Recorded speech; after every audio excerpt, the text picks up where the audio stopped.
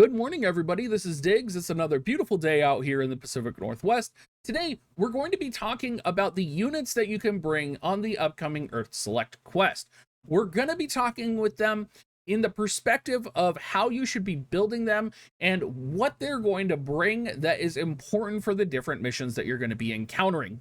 We will talk about the missions separately in another video, and I have kind of overviewed them. But for right now, this video is going to focus on which units are most important and which units, if you're going to be leveling any or looking at investing resources, are the most important to level up. Let's go ahead and dig in. Now, there is a lot to cover here, but the number one most important unit, I think, will be Murmur. Now, the reason I say that is Murmur is one of the only units that you're going to bring with you who has access to Esuna.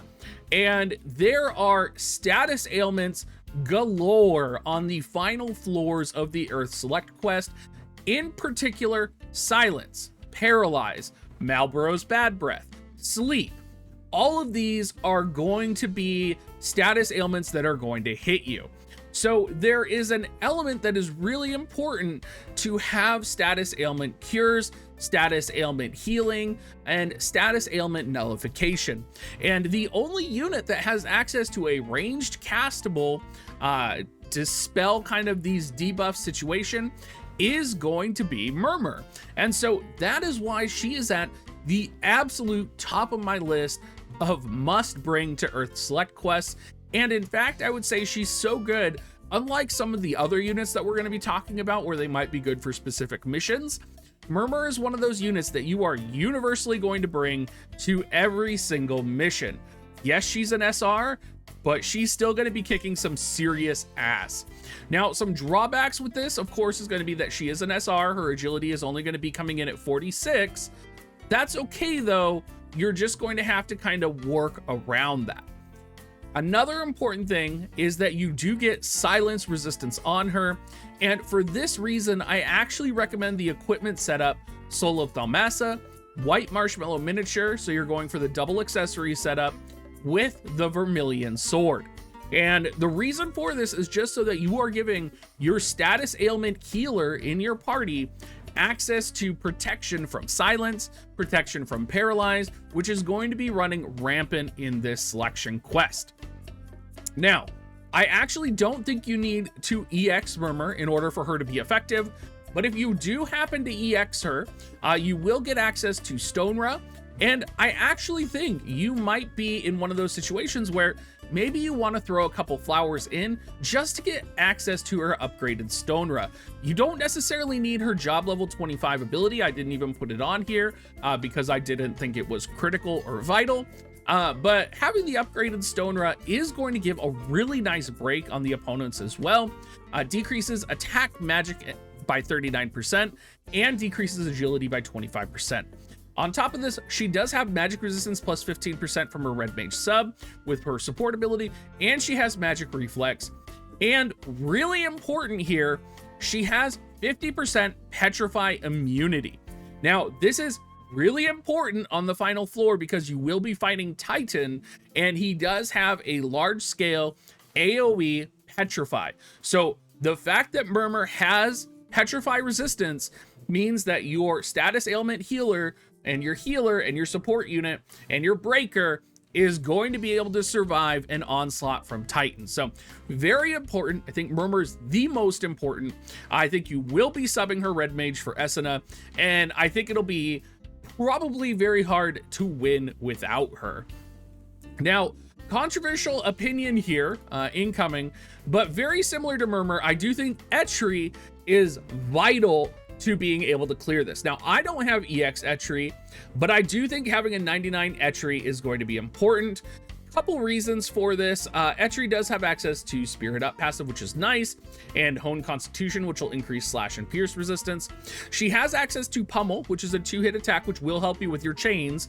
But more importantly, Etre has access to Revive, which is your only method in your Earth Select quest to revive one of your dead units. Not only that, Etre also has access to Purification, which, while not as good as Esuna, is very important and very vital. So these support units you're seeing are kind of number one on this list because there is not a dedicated healer that will be running this with you. And a lot of people are wondering, you know, what about Livial? She has Subcalculator. We'll talk about that when we get to her, but her kit is not as versatile as Etre and Murmur. And I think Etre and Murmur are just so pivotal in order to be able to be prepared and survive this upcoming mission. Now, Etre does have 61 agility in her EX form. I would say if you can EX Etre, I would do it. I would probably do it up to the 115 mark. I wouldn't invest the 3 extra flowers into her final kit because I don't think you're going to need those stats and you're not going to need the job level 25 ability. But having those extra stats between 99 and 115, you might find useful. Having an upgraded honed constitution would also be good since you are going to be going up against earth element units that have both slash and pierce. So having Etre be a little bit more tanky might be a pretty good idea. But end all be all, everybody has access to Etre. Almost everybody has access to Murmur. I would recommend bringing both of those units as your number 1 and number 2 to every map. Now, Durando is probably one of those units that is going to be situationally one of the best. And I say this because I don't know how critical the magic resistance down is going to be on some of these earth units. So there seems to be a trend among earth units, and that is that all earth units are weak to magic. Durando has a 25% weakness to magic, 15% resistance to pierce and blunt. Now, a lot of people might say, well, you know, where's the blunt damage? Where's the magic damage? Well, I'll give you an example. On floor 9, you have to fight Siren, Ifrit, and Golem. Level 80, they all kind of change their form, and they come through with 300% magic modifier attacks that are AoE. I'm not sure if Durando can survive that, or if maybe you go for AoE resistance and magic resistance and he will be able to survive it. He does have 4,500 HP, so he is going to be built pretty strong. So maybe you put Titan as an Esper on him with some Spirit Up and just go Spirit Up and try and survive. I imagine you'll probably still use him if you have him EX'd. If you don't have him EX'd, you might not. But what's important with Durando is that he is going to be very similar to Murmur, invaluable on the final floor. And that is, of course, because he has that Petrify resistance here. So you can see here, I showed the Titan ability. Titan has a 300% modifier with 30% chance to inflict immobilize. That's the AoE. And then the other ability that Titan has access to is a 10% chance to inflict Petrify for 1 turn to targets. You know, 10%, not a lot, but definitely enough to ruin your day if it lands on your units. And it is only for 1 turn, but I'm still cautious, and I still think that this would make Durando one of the best units on the final floor. Not only that, you can see that Titan is also a fist-based attack on the final floor, and you do notice that Durando has kind of blunt resistance. So in that way, I see Durando being really powerful. He also has access to Massacre and Cleave if you do have his 120 form, which is one of the few units, if not the only unit, from Earth formations that can lower defense. So I think that will also be viable. He also has access to his own VC, which is very good. It does increase his movement. And he has access to Sub Monk and Sub Gunner if you do want to try and pull some shenanigans or maybe go for chaining in a different way. So I do think you'll be using Durando along with the other two. And probably the unit everybody will be using, but maybe not the most effective unit, is going to be Mont. Now, Mont has the same problem Durando has. He has 25% magic weakness, 10% missile weakness, 5% pierce weakness. He does come with 25% blunt resistance and 10% slash resistance. He also comes with 40% paralysis resistance. So besides Petrified, the status ailment you're worried about the most if you're not a mage is paralysis, because there are monsters that are going to be using paralysis quite a bit. Mont also has access to Killer Drain Blade and Stone Throw Mastery. I think having access to those self-drain attacks when you do not have a healer or an active healer present in your composition is going to be very important. And of course, Stone Throw Mastery, if you are wanting to go kind of that missile based comp, maybe you have Mustadio, you want to run Durando Sub Gunner, right? You could go for like a missile based earth comp to try and clear it. Mont is interesting because Mont has access to a lot of unique vision cards that he can put on himself and gain unique buffs that you'll probably want to use. Probably the biggest one is going to be Mask of Deceit, which does give him native enmity and it gives party-wide missile resistance. That's the center one here.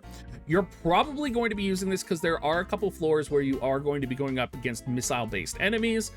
That tends to be floor 7. I'm less concerned about floor 7 just because it's a lower tier floor and you're probably just going to kind of wipe it pretty easily if you have like a 120 Mont. But again, a lot of people don't have a lot of MR Earth units, so there's a lot to consider here. Camilo VC, also pretty important, does give Mont some magic resistance for his individual buff.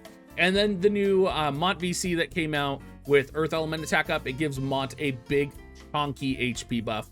So any of those are going to be great to put on regular Mont, and it's going to be kind of the way to go with him. So I think almost everybody will be running a Mont in their formation, and I think it's probably a good idea.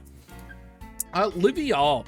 Now, Livial is not my most favorite unit because Livial, for me, when I've tried to run Livial in the past, her kind of native weakness, she has this weakness about her that enables her to just be crushed, and she never survives whenever I've run her. Even if I'm just running her in like a farming composition party and I'm like, oh, I'll run her sub calculator and maybe she'll farm, she still dies in like my farm parties. So even, you know, like running her has been difficult for me in the past. She does have good agility. She has spirit passive buff. She has a healing HP, like a healing buff where, you know, 30% of her healing increase is in her mastery ability. She does have access to magic up too. So she's gonna be a unit where I think she'll be like your comfortable 5th if you're placing her, or maybe she'll substitute in for Durando on like the 9th mission, because she does have that that magic resistance. She does have the spirit 15, so she's going to be really good against those espers. Important note here as well is on floor 9, some of the enemies are going to be susceptible to sleep. So if you do sub her Black Mage, she does get access to sleep. Also important, if you're running her on any of the other floors and you're subbing her Cleric, you are going to have access to Calamity Guard, which is going to nullify Poison, Blind, Sleep, Silence, Paralyze, Confusion, and Frostbite for the individual target. So important notes there in terms of her kit. Of course, if you're going to run her, I would run her with Solo Thalmasa for the Silence Resistance. I personally, if I'm going to bring Livial in, I will run her with Yuna's Clothing or Zombie Mask, just by the fact that I know running Livial, she will probably die. And having access to that Panic Yuna's Clothing Heal and Protect and Shell, or having access to Re-Raise is a situation where that is what I want with her, because I know she's most likely going to die. You may also consider running some type of heal on her, or running like Mastery's TMR if you are not running your sub calculator, right? If you're taking your sub Black Mage, keep in mind, she's not going to have access to any heals. So she is going to be solely kind of an offensive status ailment-y character or a buffing character. The only way she really has access to heals is with her Arithmetician sub, or she gets access to Cure, just Cure from Cleric sub. So make sure you know what you're doing before you put Livial in, because she will probably mess you up just a little bit. Mustadio.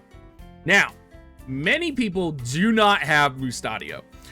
Like, in order to have Mustadio, you have to have played back in Final Fantasy Tactics.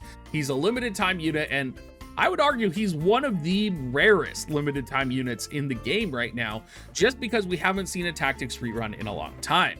For those of you that have him, though, you are probably better prepared for this than a lot of other players, because it means you've been playing for a long time.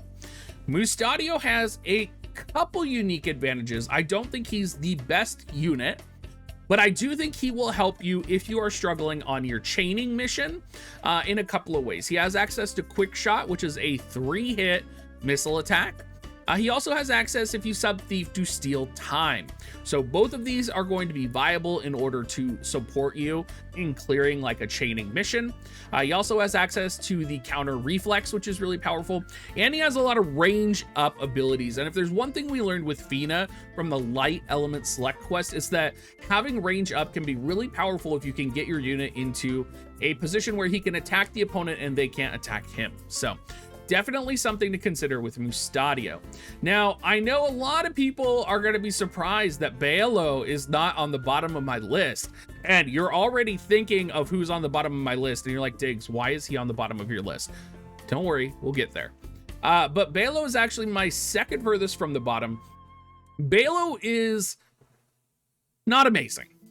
He's a unit that it's going to take a few hits. He has some chunky HP. He can get a lot of defense and spirit. He has access to Trinity Break. He has Sapping Sword, which can heal him if you've taken your Bailo to 120. He also has access to Paladin Sub. His agility is only 40. He's not amazing. But if you have another unit or you're lacking another unit, he's still better than Lorenzo, and I would put him in. There may be situations where he's better than another unit as well, depending on who you have leveled and so forth. I do think with Bailo, having his EX is pivotal. If you don't have his EX, don't even consider him. Lorenzo would probably be better. Speaking of Lorenzo, people are probably like, Diggs, why is Lorenzo on the bottom of your list? Well, there's a couple reasons. First off, Lorenzo has the two weaknesses that are very painful to have in this select mission for the final tiers. That's going to be magic weakness, and that's going to be fist weakness, right? That's the first step. The second step is he doesn't really have anything in his primary kit, passives or otherwise, that's going to support him. The third, he has paralysis resistance minus 25%, which in the final couple missions is going to screw him, because even with paralysis resistance on him, if you're going to utilize him, you really need to have paralysis nullification, which means you need to be running Calamity Guard or some type of TMR that nullifies paralysis in order for him to be effective, because he will get hit with paralysis. Probably the biggest use for him is going to be accessing haste and slow.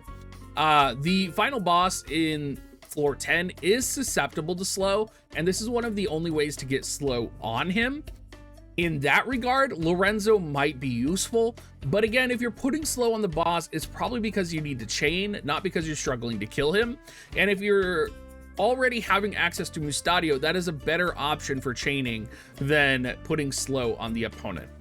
That being said, maybe you need haste, maybe you need slow. If you are going to run Lorenzo, run Titan, run the Titan element VC since he does benefit from the buffs from it. I don't think Lorenzo is bottom of the barrel terrible, but I have my Lorenzo 99 and I am not planning on running him just because I feel like he's going to be shredded when I run him. And maybe that's an inaccurate assumption because he does have some of the best Esper and Vision card synergy out of the groups, but with that 30% magic down with no additional buffs to either spirit or magic resistance that he can equip, without being able to put up any type of magic barriers, he is going to be jumping a lot. He is going to have, if you run him with Titan spirit resistance, I'm still worried he's going to be taken out. So definitely things to consider. Maybe you put him selectively in if you're going up against a slash based opponent or a missile based opponent, which does exist on the select quest floors. But I think if you're using him, how should I say it? I guess the majority of players will not use him in an effective way to make him like easy and effective, if that makes sense. Most people are going to try and use him, fail at using him effectively, have him die, or have him, at worst he's going to die, at best he's not going to contribute to your mission clear, is kind of how I'm feeling about it. So anyway, everybody, I hope this video helped you guys. We will be doing kind of a in-depth look tomorrow on the actual Earth Select quest. So that would be Sunday for you guys, Sunday afternoon.